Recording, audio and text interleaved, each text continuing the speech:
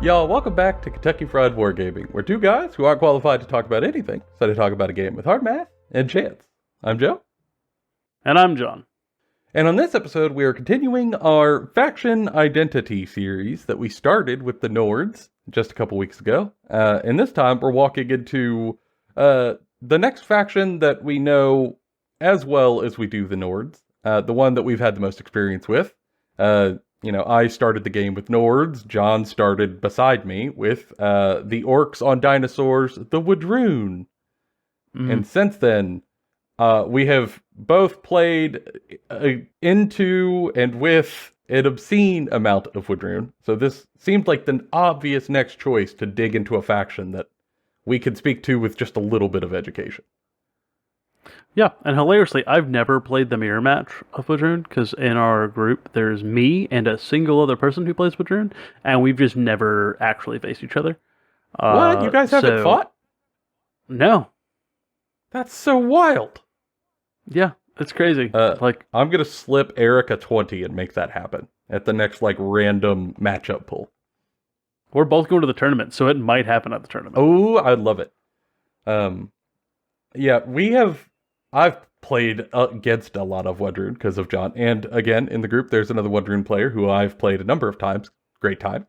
So I know this pretty well from the opponent's perspective. And it's one that we also wanted to do because we think it's pretty necessary if you're out there and you're considering getting into Wadroon. It's a very cool army. I think it is worth considering, but I suspect there's going to be one particular hurdle on your journey that you are going to get stopped like a brick wall. And I don't think you have to. I think we could get you over it. We just gotta work on it a little bit.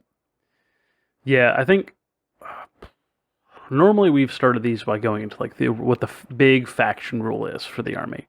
I think before we get to that point, though, we really just have to talk about the elephant in the room, and that is the general faction rule itself. Before we explain it, just know that it is complicated and will take time to learn how to use. Yeah, you're going to look at it and go, am I dumb? And no, you're not dumb. Or at least if you are, it's not for this. It's a lot of words. It's an incredible amount of words stacked in together. And it's all at once. And there are a lot of specific exceptions and timings laid in there with, 4 different chant subgroups, and then 3 levels of each of those 4 subgroups, and very particular ways for you to get to the 3rd level of each of those 4 subgroups, and bespoke differentiated buffs in all of those subgroups at the various levels. It's an overwhelming amount of information to try to take in, unless you have someone translate it for you.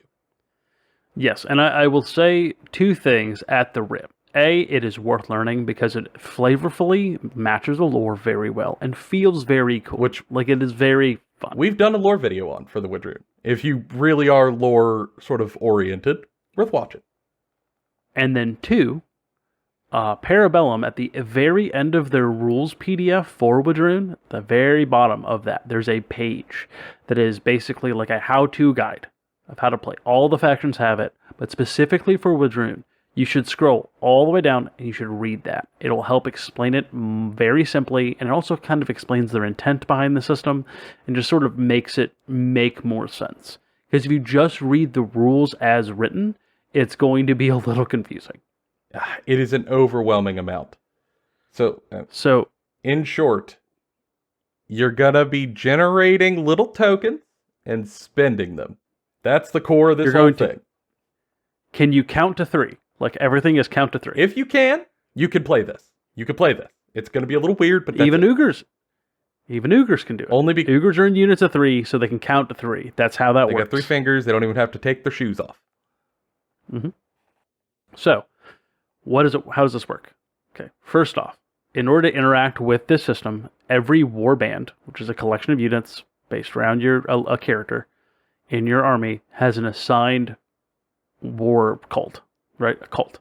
That can be death, famine, war, and for some of them, they can be a part of conquest. But how you get that is very specific. Mm-hmm. It's normally relics or very specific characters or units. There are 3. Exception number 1 of many exceptions. So what you're really looking for is those first 3. if you're new, my suggestion is you find the one that you like the most, the buffs from, and just use one while you're learning. Just one on all your warbands. We did not do that, and it was a mistake. Yes. I don't think we've ever made as many mistakes with a rule as we did trying to get chants right. And we did them wrong in just a cornucopia of various ways. This will avoid that for you in listener land, so you have a better time. And so, just from the get-go, every unit gets this keyword on their sheet. So, when you draw a unit's command card, a regiment's command card, you will chant the token assigned with that character or that regiment into the sequence. Now, you can only ever have up to 3 markers in the sequence. So, from there, you then can, after you've generated them, this is all before the draw event step, you then can choose a buff to activate based off of how many you have. So, you can choose to discard 2 and get tier 1 of the same, or you can choose discard 3 and get tier 2 of it. And then if you have Fanatic, which is a keyword on your units, you can get the Fanatic tier 3, which is essentially tier 3. A quick Fanatic note also... for that really quickly, though. To do that, your unit has to be on the field. Yes, this is not... like, they have to begin the turn on the table in order to get it. Now, another caveat is that when a character you draw a character card, they can generate a marker, but they cannot activate a buff. Mm-hmm. They benefit from their units buffs, their regiments buffs, but they do not generate a buff themselves. Yes. Okay.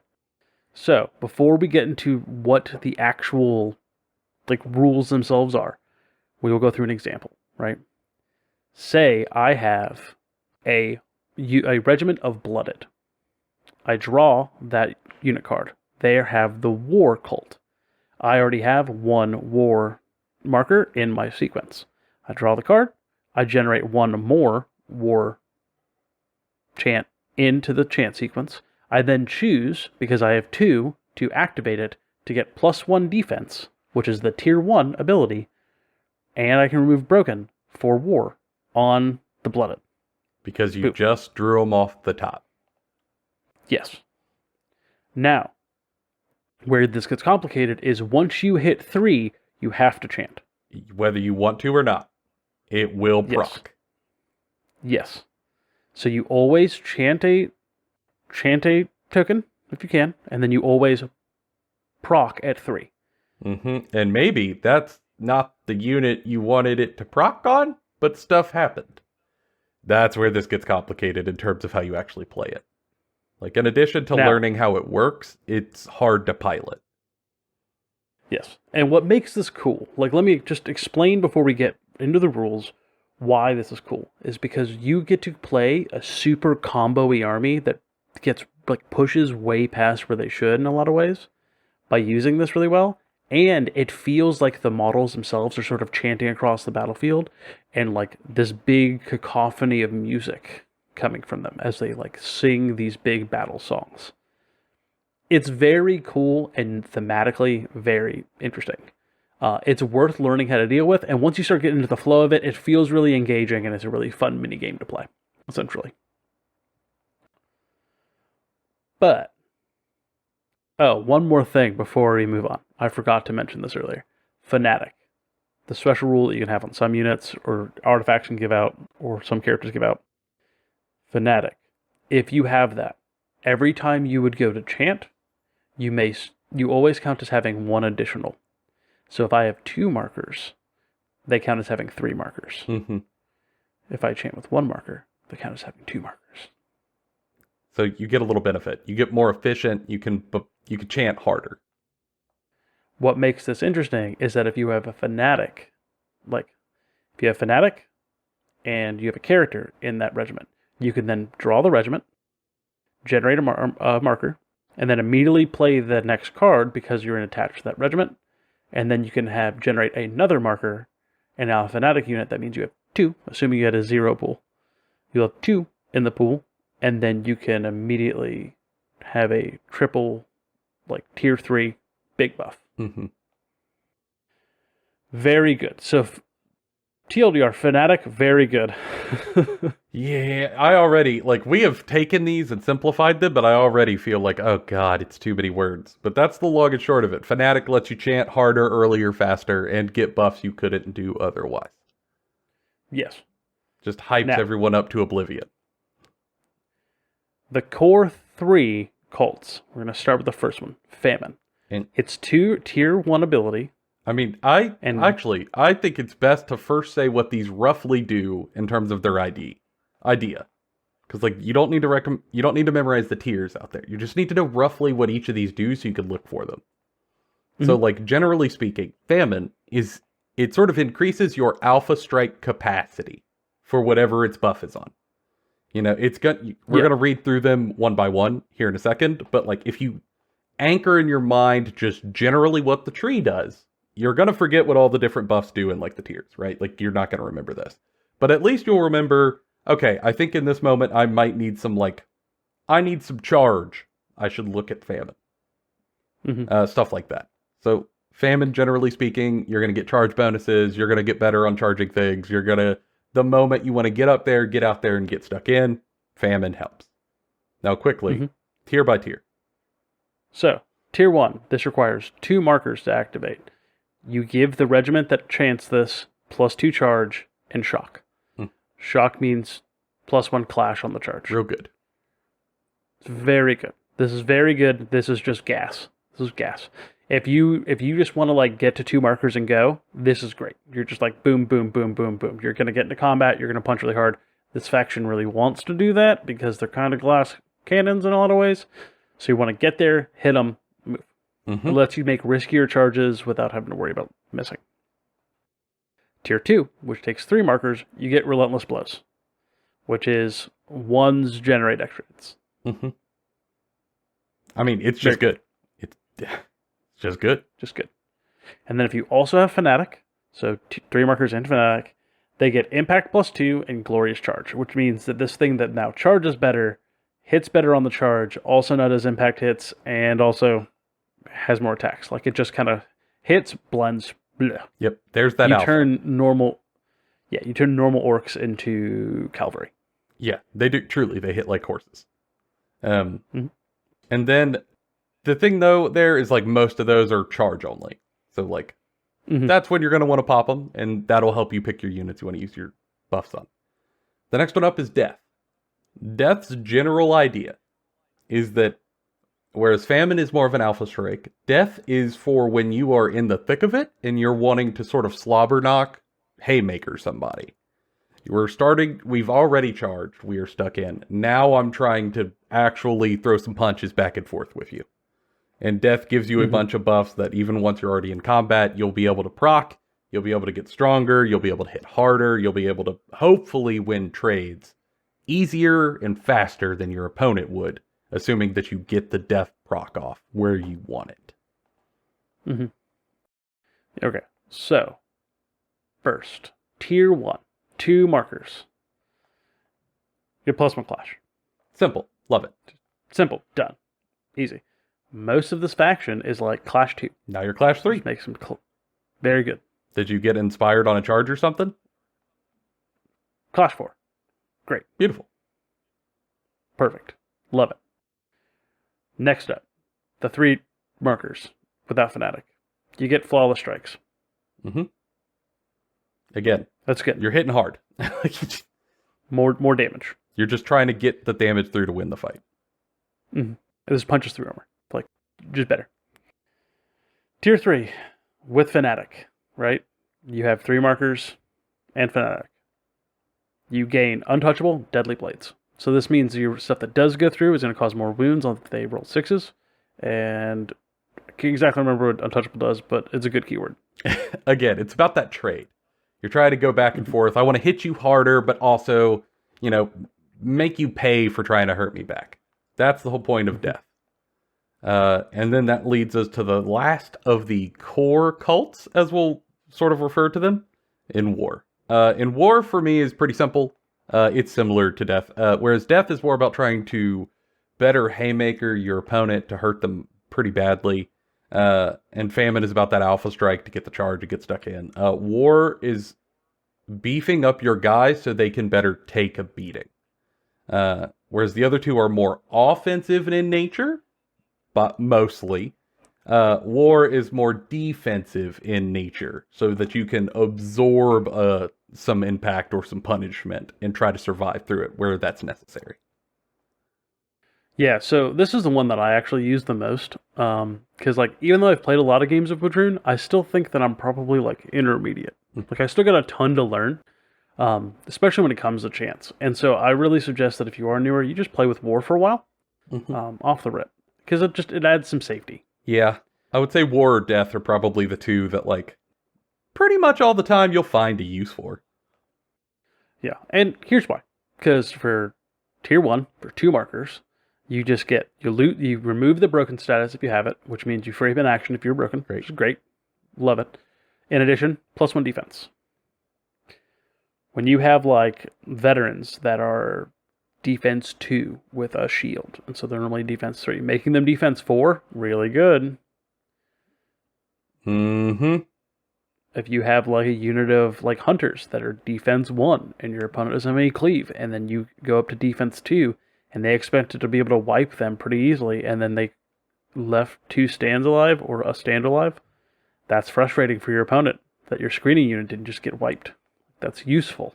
That's a thing that's handy. +1 defense doesn't sound like a huge deal. It can be so in the right scenario. Tier 2. 3 markers, you get +1 resolve and gain cleave. What do you know? You get even tougher. And you can get through some armor. +1. Because here's a good point, right? Whenever you get a tier up, you get everything previously too. So here you would get +1 defense, +1 resolve, remove broken, and cleave 1. This isn't cleave +1. This is just cleave 1. So if you already have cleave, you kind of lose it, kind of lost. But if for a lot of the units that don't have cleave at all, getting a little bit of cleave is pretty good. Yeah. This chant here has allowed his unit of ranged slingers to one-shot a mountain Jotnar in melee combat. Like they beat it to death because of the cleave and the extra resolve and the extra defense. Like it was impressive. It's a good ability to pop off even on smaller units. They'll hit better than you think. And then, what do you know? Back to Fanatic. So 3 markers and Fanatic, you're going to get Blessed, which is Blessed is a great rule. If you've seen stuff that have Blessed, such as Ashen Dawn, you know Blessed is a good rule. I mean, yeah. Counterattack, which is a cute rule. Like, counterattack is nice to have. It's not going to be game breaking, but if you combine it with the rest of this, it fits it on theme to be a really good grindy unit then. So you can, if you couldn't tell, what these chants allow you to do is take a unit and then turn it into what you need it to be once you learn how to play it well enough. But now we're going to go to the most complicated section. Yeah, Conquest. Of chants. The others are easier to describe than Conquest, because Conquest could be kind of flexible. But the way I would describe Conquest as a cult, and why you want to build up Conquest chants once you're comfortable, is that Conquest lets you do tricks. And some big ones. Some big tricks that can change the flow of a game. Absolutely. On its own. It also can lose you a game on its own if you have this opportunity and you duff it up. So a little high risk, high reward, but once you're skilled and you can get your buffs where you want them, it's pretty cool. Yeah. This is where most of the like big combo stuff comes from in the army. And so because of that, it's tied behind like relics, it's tied behind a bunch of stuff. Because you can't just pick Conquest as your warband's like choice from the rip. Even the Scion of Conquest, that like it's the leader of Conquest, like can't just choose it. Now he chants it, which is handy. One of his units chosen of Conquest also chant it, natively and have Fanatic natively. They're a very good unit. I bring them. They're very cool. You should look at getting them. I might talk about that hero here in a few minutes. But like, it is a harder chant to pull off. Now, why? It's clearly powerful, right? Because for tier 1, 2 markers, first tier, you add +3 to your march characteristic when you perform your first march activation. It's important to note that is not when you are charging. That is not if your second march. It is not on your third march. It's your first march. It's very important that you only use that for your first march activation. Now, your first march activation can be your third action, and you'll see how you get there in a second. I was just going to say, John, how would we get 3 activations? I don't understand. But it's important to know that you can't just go, oh, somehow these Chosen of Conquest who have move 5 and are now move 8 for the rest of the turn. That is not how that works. No. It's just for the first move. It's still very good. Very good. Now, for tier 2, takes 3 markers. You get +2 to your evasion characteristic to a maximum of 3. That's very good. That's a nightmare in some situations. Whew. It'd take a unit that has 0 evasion to give it evasion 2. Pretty good. Evasion 2 is normally the highest that most things in the game get. Yeah, in Nords I capped it too on even like my army evasion thing. So evasion 3 is great. But what happens with a unit of Chosen of Conquest who already have evasion 1? Well, pray tell, they just get evasion 3. Which is nutty. And they have 7 wounds. So you're looking at a very tough unit now that Cleave doesn't really work on.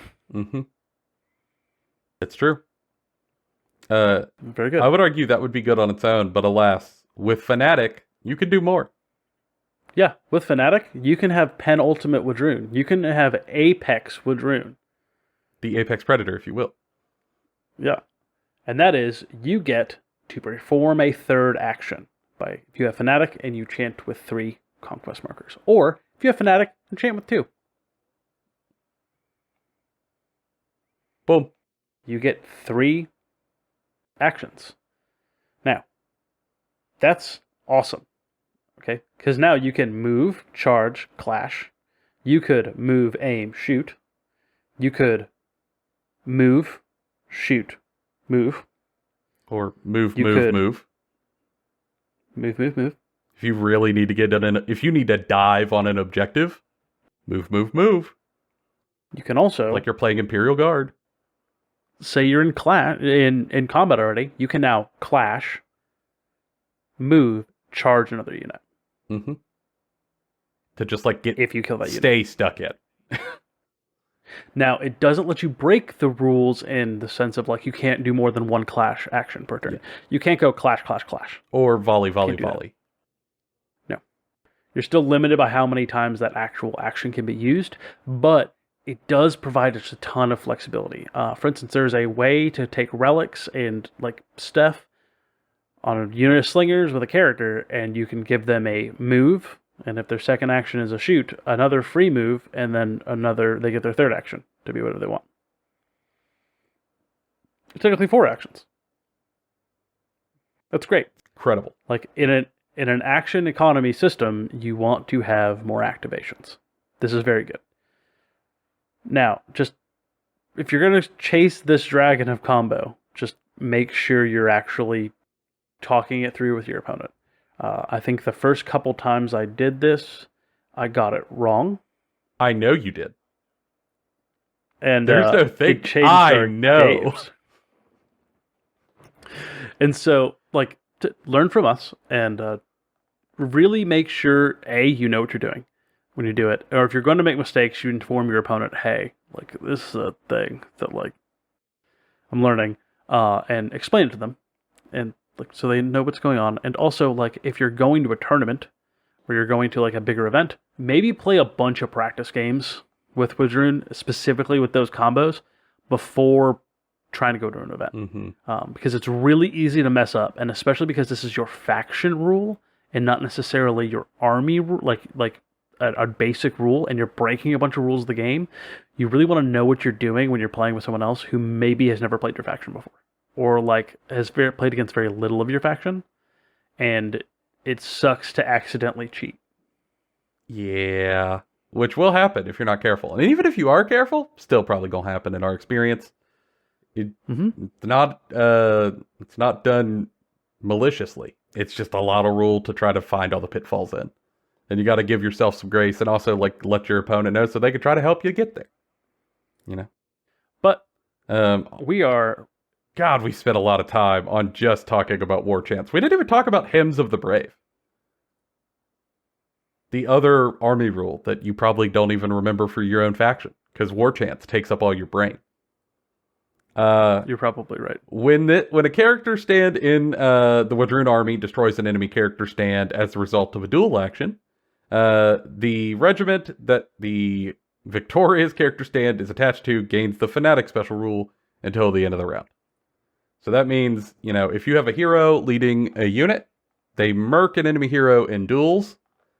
Not very likely right now. That's probably why John didn't remember it. But, in theory, duels will change eventually. They've already said they're going to change them. So this might become more impactful over time, depending on when you watch this. But if your hero leading a unit kills the enemy hero who's leading a unit, your unit will get fanatic, that really, really cool keyword that we were talking about, until the end of the round. Because they are just emboldened by the sick murder that their leader just pulled off. There's a couple of ways I can combo. Like, you do some really cool stuff with it, but ultimately, because duels are kind of wonky in the game, the rule just doesn't get used. And to be honest, I completely forgot it existed because I don't build my army around it at all. It's okay, John. I've played Nords where duels are also supposed to be a focus. We forgot that too. Whoops. It's okay. Some people are real poopy about it, but I suspect it will change. It's just gonna be a minute, and in the meantime, it's gonna be a painful adjustment. So be it. Now though, supremacy abilities. Because supremacy. As we have talked about in the Nords, we thought about it and came to the same conclusion here. Other than the core army rules, which are, the foundation of this building that we are describing to you, the next thing up that defines the vibe of your force and how they play and what differentiates them and makes them special, in our opinion, is the supremacy ability that you're going to get from your general. Because supremacy abilities, depending on your faction and your heroes, can be really impactful. Some armies have better options than others. Some are more impactful than others. But I think Wadroon are up there for some of the coolest and most impactful supremacy abilities in the game. Yeah. Really, I don't think there's a bad one. I think the biggest issue with Wadroon is that all of them are really good, and so that just means some of them are the worst. But they're the worst of the best. So yeah, I do feel sort of like that. The meme of you guys had supremacy abilities, but I'm in the bottom right quadrant. We were very confused when we started playing. Wadroon they don't miss. All of them are dope. And that's a great problem to have if you are a person who's looking to maybe consider Wadroon. Really, I'm going to talk about 4 here, though. 2 of them are almost the same thing, so they really kind of count as one. So really, it's more like 3. I'm going to start with the 3 technically, easiest ones, in my opinion. That is Chieftain or Thunder Chieftain. Yep. Both have a similar ability. The Chieftain one, the Foot Chieftain, provides shock to all infantry and monsters in your army. So if you build all infantry, all monsters, you all get shock. It's really easy to play around. It's pretty good to just give across your whole army. It's an incredible rule. Very efficient. It's very good. Now, Thunder Chieftain is the same rule, providing shock to your entire army, but only to cavalry and brutes. So you do not get it on monsters, you do not get it on infantry. So you're forced to deal with only giving it to your brutes and your cavalry. It's still very good. It's still just incredible, right? Because shock is great. Now, that's one. That's what I run most of the time. It's very punchy. Very the simple. Second one. You don't have to think about it too much. The second one is Scion of Conquest, in which you can once per game decide that for the rest of that round, you do not have to draw command cards. You just play command cards. You stole my pick. How dare you? You didn't even put that in your little bit of the script. I bet you don't know about the other rule it technically has, because you've only seen me play it once. I don't know why you play it once. It's so good.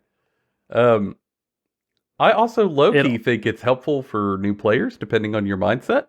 Because one of the hardest things to do not only if you're like learning this faction for the first time, which is always difficult, but like if you are new to Conquest, there's the idea of the activation stack, where you have to decide your activation at the start of the turn before you know what your opponent is doing, or their activation order. All you know is we're doing alternating activations back and forth.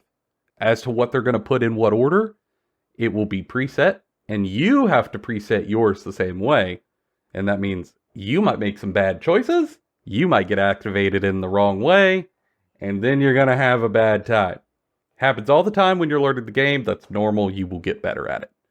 But Chosen of Conquest lets you cheat, and once per game, you don't have to predetermine your stack. You pick it up and put it in your hand like a Magic the Gathering hand, and then you look through your whole deck in your hand the entire round, and you choose which card you activate in what order. And whenever you go to activate that card, it can now also chant Conquest, regardless of whatever its cult is. Which is huge, as we just talked about. Yes. So it's very handy. It lets you... Handy. Yes. It allows you to like sort of like tailor a turn to be like explosive, or very good. If you know you have like a pivotal turn 4 that's coming up, and this will be like the decider, boom. Let's make sure we have the best activation we can. See if we can't win. Very good. Like truly, incredible. if the other supremacy abilities get nerfed, it's going to be great. But onward to the hardest, right? The hardest supremacy ability to use, but it is in a lot of ways is the most flavorful and also like the most interesting. It's something I'm going to play around with later. And that is the matriarch queen, the big mama, the matriarch of the entire thing, the big 8-foot tall orc mommy, like muscle mommy. The biggest orc muscle mommy, if you will. Yes. What does she do? Well, she gets to perform 2 draw events every turn.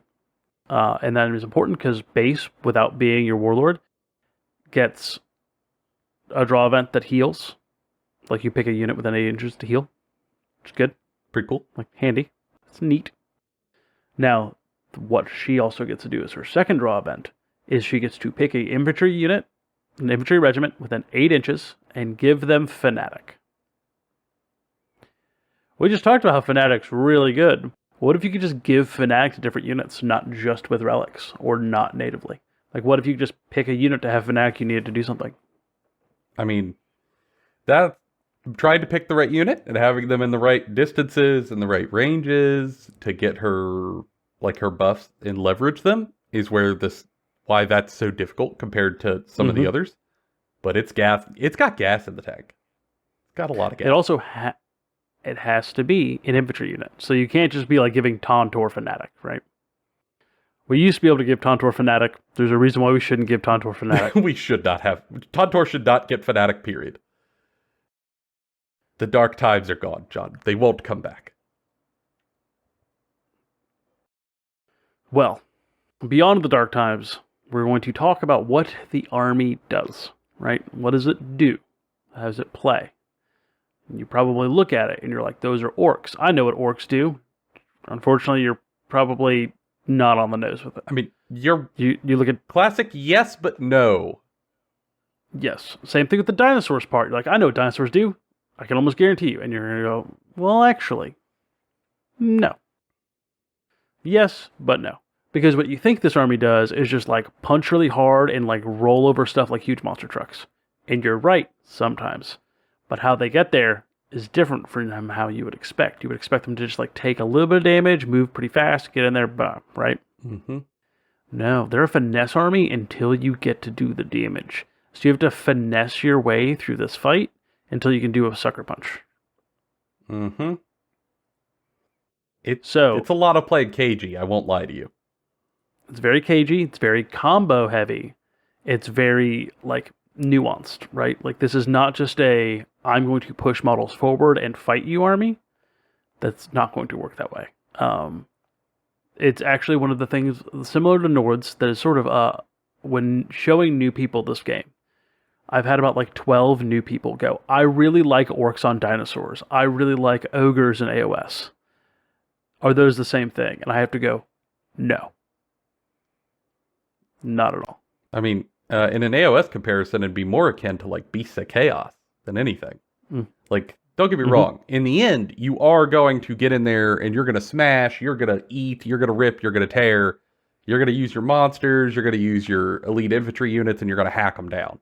But before you do that, you're going to have a lot of setup happen to facilitate that happening.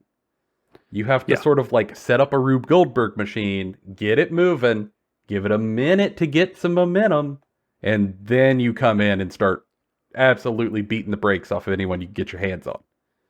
But until then, you got to know how much to push and when you should play safe. And like a lot of this army can come online really quickly. It has a lot of really decent lights, lots of lights, a lot of really decent mediums, and they still get some good heavies because you got like the Tauntaur and the Apex and like some big beefy boys. But you're mostly going to be starting the game early, right? Because you want to get your chants rolling, you want to start doing stuff. And you have high movement, so like you get much like Nord, you can get up there pretty quickly. I just think that Wadroon with the chance have more end game, more grinding ability than Nords. But where the cost of that is that this army has, your opponent has more options of how to stop it, right? Yeah. Like the big thing to know about this army is like you kind of are going to project where you're going sometimes. Like, your opponent can see your sequence, and if they've played enough against Wadroon, they can start to guess where you're going to go on the table when you have certain things in your sequence. I'll give you an example of how, like, a cagey opponent can kind of play against this a little. You know, I've played against a lot of Wadroon. I don't know all of their chant tiers, but I get the idea of when they're going to proc their chants, because, again, if I could count to 3, I can basically predict when they're going to try to pop off. Or at least how far down in their stack they want their stuff to pop off. Because they're trying to plan it out in their head. And if they could plan out their procs in their head, then I can plan it out in my head. And sometimes I'll see John has a proc in a very particular location that he's trying to get off. And maybe I notice that he's even giving up some board presence to get that off. Like I could see, oh wow, he should be piling on the objective, but he's not because he's trying to chant to something together. He really needs that chant. Okay, I'm going to hurt his stack. I'm going to go out of my way really quickly to just kill one of his regiments altogether. I'm just going to nuke it.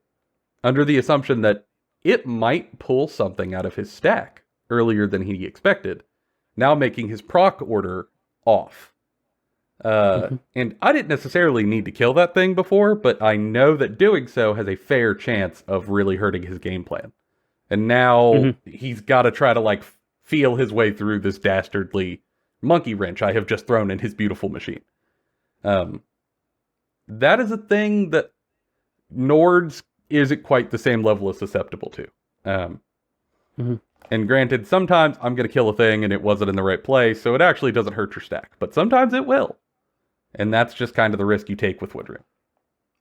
Yeah, and what that also means is this army can be versatile, right? Like you can bring a horde of dudes and a horde of infantry with like huge bricks of braves with a queen in it, right? Great. You can bring a bunch of thunder cavalry and raptor riders and hunting pack and have like a bunch of like little dinosaurs running around. Awesome. You can run a ton of dinosaurs, like Oops All Dinosaurs list, and like you can do it. Its effectiveness is dubious, but it is doable, right? I would recommend more of a mixed arms approach, which again, totally doable. You don't have to go down one of the chains. You can take bits of everything as long as you got a plan. And it's so flexible, you will make all of it work together. And we have most of our range. I think we're only really missing like 4, maybe 5 units. And we'll probably see some more by the end of this year. But like for the most part, pretty good. You're in pretty good water with Rudrin. Also, And the models are gorgeous. So and mostly, yeah, I was gonna say mostly new kits, which is a pretty big bonus for compared to some other factions out there. But now we're going to go to our rating section, and we really have 3 categories that we are going to rate all of these factions on. That is flavor to gameplay, newcomer friendly, and long-term mastery. And We're going to use... we are arbitrarily rating. They're only opinions. They are not at all fact. We are coming at it with our experience, our games, our perspectives, our history of game. You know, it's entirely subjective to us. So do not take these as like, oh, we gave a low score to something, so you picked a bad army. Not at all. It's just, you know, we want to give touchstones for people who come to our channel and aren't competitively minded. Because it's pretty easy if you're a competitive person to go Google so-and-so faction win rates. These are the things that are harder to tease out for people who have different perspectives and anchors. So we want to take the time to kind of rate them in ways that are a little more broad. And to sort of go from the top, which we didn't talk about a ton on the Nords video, but we'll drop it here. Every faction in Conquest can win the game. Regardless of what the run is, I have seen every faction win, I have seen every faction lose. I've even some of the like more boogeyman models that you've seen, like Ash and Dawn, people love to like talk about because they're a fun little joke. I've seen them die, I've seen them lose, I've seen them be dealt with from non-meta lists. Like this game is way more balanced than most other war games, going to be completely honest. The difficulty comes from understanding the rules, I think, and sort of knowing how to leverage what you have. Some armies can leverage that easier. Some armies leverage that harder. That's really sort of where the balance comes from. But to start with, flavor to gameplay rating. Yes. You know, what letter, Joe? Tell us the letter.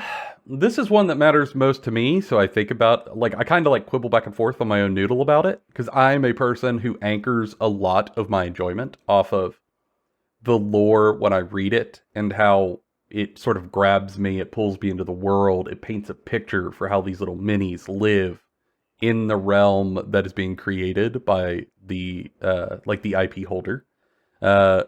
And I am sensitive to when that doesn't hit tabletops well, or when it does hit well, to what extent. So I have thought about this one a lot, and I'm sort of quibbling between like a B+ or an A-, but I think the chant rule is cool enough that I feel like we should knock them up to A-.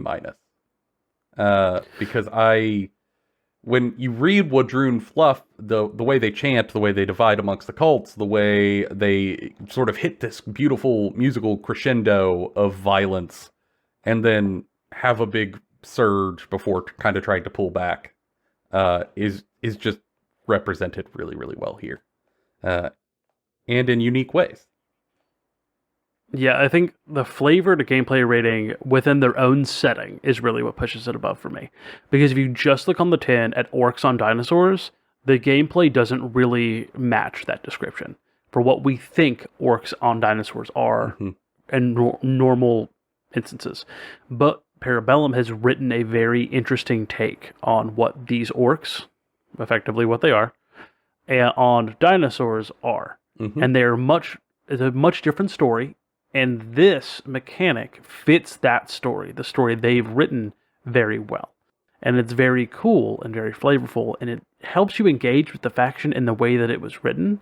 And I think it really pushes it beyond what it is. And it is also fodder for some really cool potential like in-game stories, where you could have like a unit is chanting a song to another unit, and then that unit does a cool thing, and you could narratively write that in your head as like one group of warrior pushing another group of warriors where they need to be. And like that's very fun. Like it writes itself, and that's what makes this interesting and super, super, super engaging. And it's just fun. Like it's a fun rule to play with. Yeah, I mean, like for me, I think some of it comes into like the smash can be a little hard to get off, but that's just a skill thing. And over time, I certainly think it turns out to be one of the stronger translations in game. So, like, they've got to be an A. A- for me. But now, we're going to go to the lowest ranked thing for Wadroon. Yeah. And that's going to be newcomer friendly. And I would love to give this a better rating, but I'm going to give it a C-. And It doesn't quite get to D, but it does get pretty low down there. I'm gonna be honest. If they didn't release that really, really good summarized explanation in the PDF at the bottom in like plain worded, commonly understood vernacular, I might have pushed this down to a D. Yeah. That really is doing some work for me because it's very helpful. This is overwhelming to try to get to grips. Yeah. Yeah, if not just if you are a new to Conquest person, like if you are new to Wargaming, you shouldn't play this faction. Because like it is complicated with the chants. If you are like with the wording specifically, unless you have a person to walk you through it who plays Wadroon, it's pretty hard. And it can be frustrating in the first like 5 to 10 games, right? And even if you have played a bunch of war games, it still just feels very weird when you're first using it. Like, what can I do? What can't I do? What are the exceptions? How does this actually work? Now, like, once you understand what you're doing and once you get a hold of it, it feels really good and it's a really good time. But when you are just learning how, like, activations work with the command stack, how certain rules layer on top of each other in Conquest, having this complex of an army rule is just a difficult time. It's difficult. And especially if you're learning with another new person, which a lot of people do, they're going to be confused. And especially if you get stuff wrong, like I did, and then you have to explain your army rule multiple times of like how it actually works, then they don't have a standard for knowing how it works. And secondarily, a lot of this army is also not only complicated, but also fairly fragile, at least a lot of the foot stuff. Mm-hmm. There are a couple notable exceptions, looking at you chosen a Conquest. But most of the guys are running around without heavy armor or barely any armor at all. Meaning, if you do mess up your chance, you do get them out of sequence, you do pop them at the wrong time, you do get caught out of position, you're going to get punished pretty hard, which only makes it even harder to learn. Because the margin for error is just slim. Yeah, and for some of the units too, like you're spending a premium to have access to this. Like you're not just getting normal stuff. Mm-hmm. Like, so if you mess up your chance, you're kind of screwing your entire self over. You could accommodate for this, as we said, the advice above, where you start with the basic chance, sort of get your sea legs, and then start to push out. It helps, but it's still going to be an uphill fight. So if that's something you're going to do, you are new to war games as a whole, or you're not confident you want to deal with that sort of thing, make decisions accordingly for what works for you. But it's definitely hard for new folks. But I do think this is a bit of a double-edged one. Because yes, It is incredibly difficult to learn if you are new to Conquest, or especially if you're new to war games. Absolutely true. Fair. But secondarily, once you do learn how these tokens work, and you do understand sort of just innately, inherently, what your perks are at your various points and how you should order your stuff. You don't need to reference the book over and over and over again to try to memorize what's happening. And you get in the flow of things.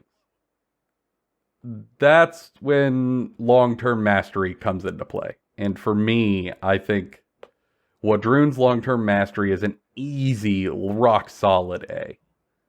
Yeah, it's a solid A. I wouldn't say it's quite to Nord's level.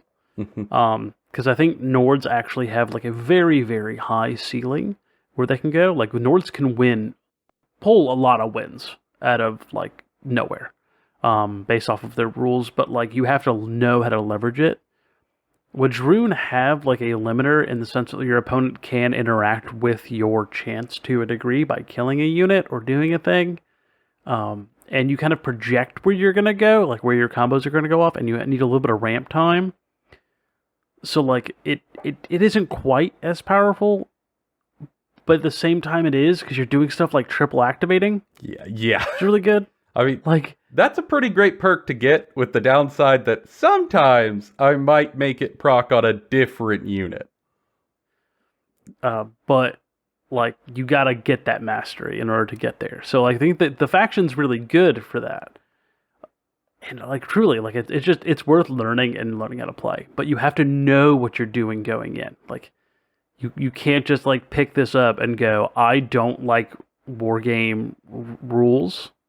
I like to just kind of run forward and roll dice and see what happens. That's not going to work here. You have to see and plan around what you're doing. Mm-hmm. Yeah, if like, this is not a green deck in Magic, this is like a red-blue deck. I mean, I would argue this is green, red, blue. Yes. Sometimes it feels like a little bit of black, but mostly green, red, blue. You know, you got a lot of tricks, you've got a lot of positioning, and you've got some buffs. And all of those do serve the purpose of kicking the crap out of someone eventually. But getting there is always just a little more complicated. But over time, you figure it out, and then it runs like a fine-tuned machine. And I love that. I do think in terms of like just holistic health, Wadroon is one of the healthiest factions in the game currently.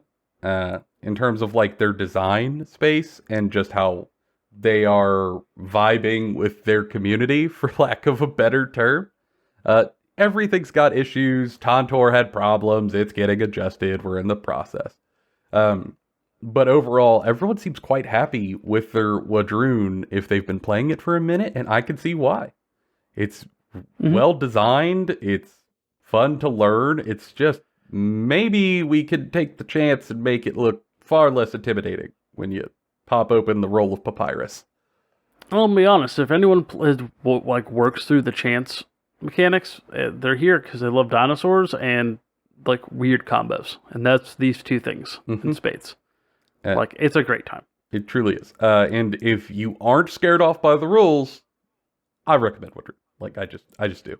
With Nords, I have a whole lot of qualifiers that I maybe wouldn't, but with Wadroon, there's really only one hurdle in my opinion, and if you can get past that one, you're home free. And truly, if you have a local Wadroon player who can teach you, ask them to teach you. Ask them for tricks. Go to the guru. Ask them for tips. Yes. And if you are the local Wadroon player, try to help them. Help the new people getting into Wadroon with how things work. Show them. They'll have questions. Help them.